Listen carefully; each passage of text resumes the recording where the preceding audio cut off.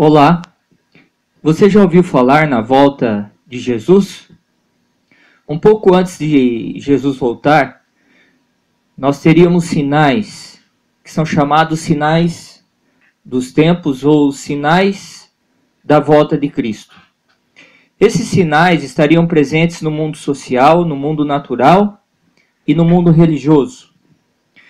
Muitas evidências ou acontecimentos desses sinais, como exemplo, poderíamos citar guerras, fome, pestes e epidemias, né? Infelizmente estamos num momento muito difícil no mundo, no nosso país, principalmente referente a essa questão. Progressão dos grandes terremotos, né? Cada vez mais, conforme o tempo passa, mais terremotos nós vamos ter no nosso planeta. O escurecimento do Sol, uma profecia que já se cumpriu. A queda das estrelas também na América do Norte, outra profecia que se cumpriu literalmente. Catástrofes, né? Tsunamis, furacões, tornados, enchentes, falsos cristos e falsos profetas. E também outro sinal muito notável, que é a falta de amor e a criminalidade que iriam aumentar. Sem falar da corrupção, né, que é algo que está assim de maneira veemente presente nos meios de comunicação.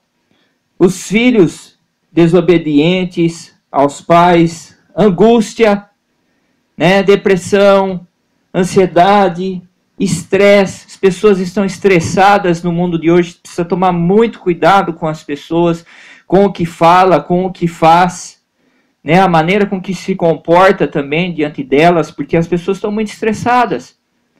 Então nós precisamos usar a psicologia, usar os conselhos que Deus nos deu, né?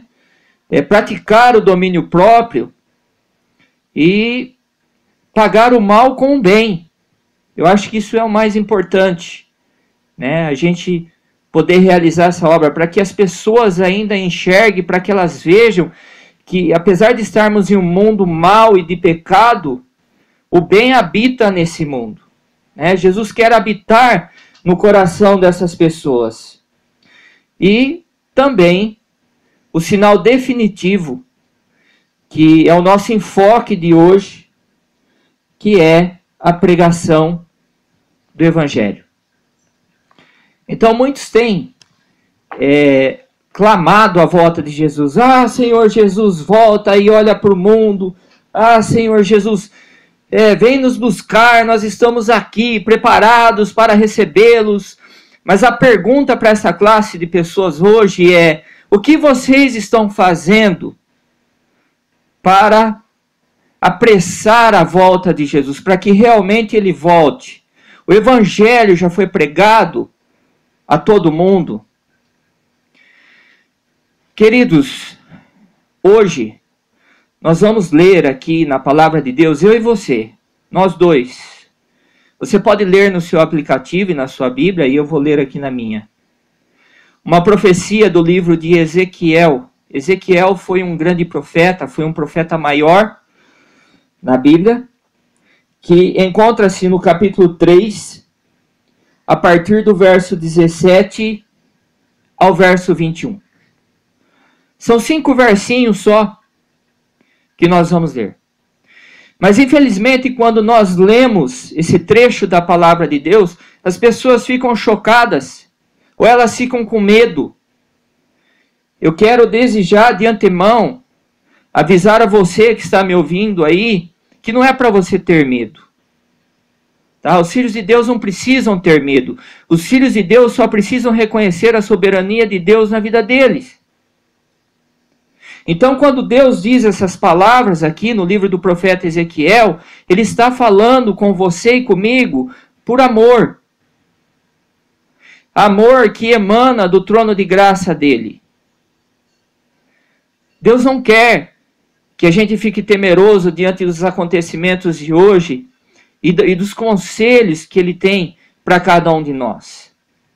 Portanto, preste muito atenção nessa profecia da palavra de Deus e lembre-se, Jesus ama você.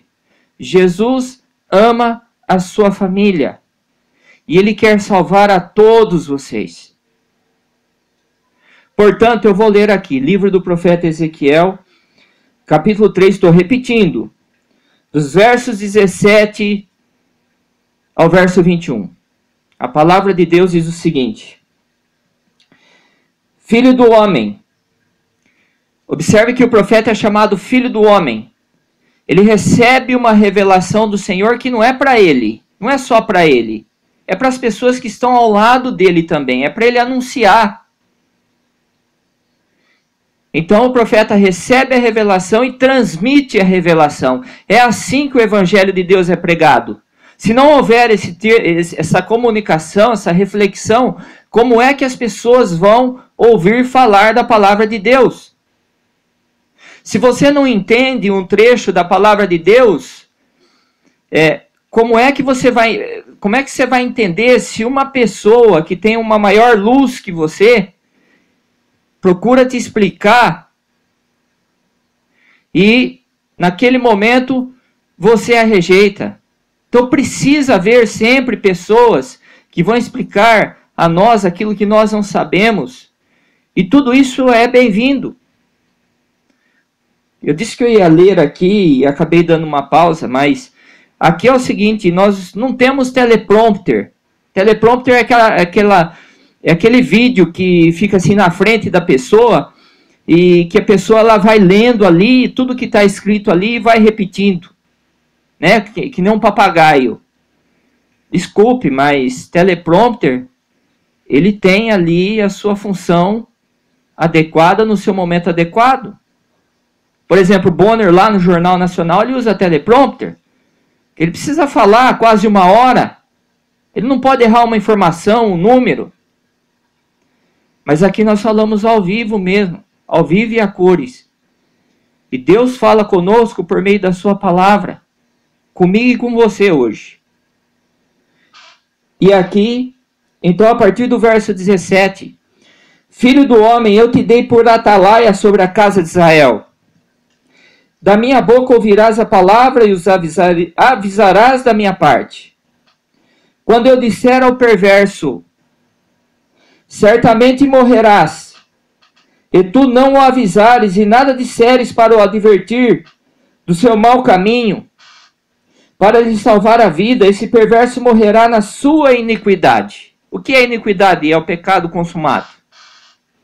Mas o seu sangue da tua mão o requererei.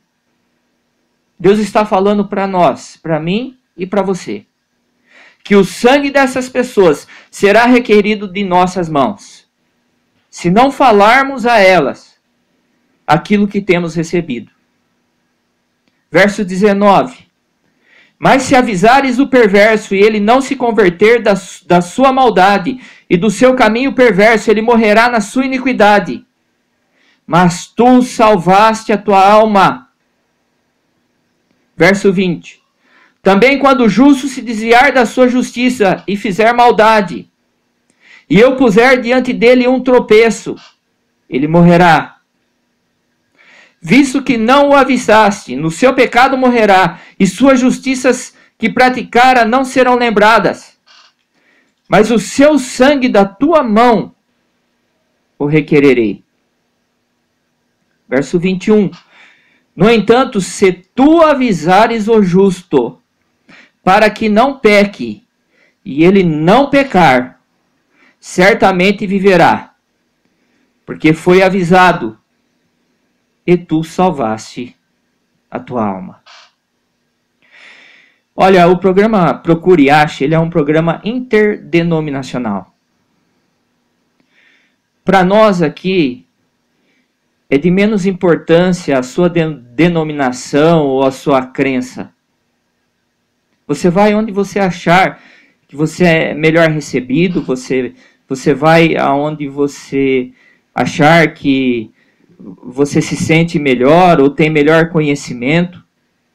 Mas a pergunta que nós devemos fazer é o seguinte: quando eu vou lá ouvir o padre, quando eu vou lá ouvir o pastor, o que eu estou ouvindo? A palavra do padre, a palavra do pastor ou a palavra de Deus? Sabe, Deus nos chama hoje a ouvir a sua palavra.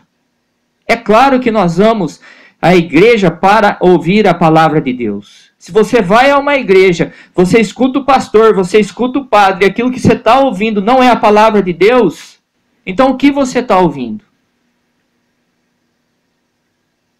Tá? A base, o fundamento da mensagem bíblica da igreja, daquilo que reflete, daquilo que transforma, é a palavra de Deus. O poder está na palavra. Ah, pastor, meu pastor está fazendo isso, meu pastor está fazendo aquilo, ou tem aquele padre tal, o fulano, o ciclano, o beltrano, ele está fazendo dessa forma. Mas a pergunta é, está escrito? Onde está escrito? Queridos, Deus nos chama hoje para nós sermos como um espelho. Deus nos chama para compartilharmos e para compartilharmos. Portanto, que o Senhor faça resplandecer o rosto sobre ti e tenha misericórdia de ti. Até a nossa próxima mensagem.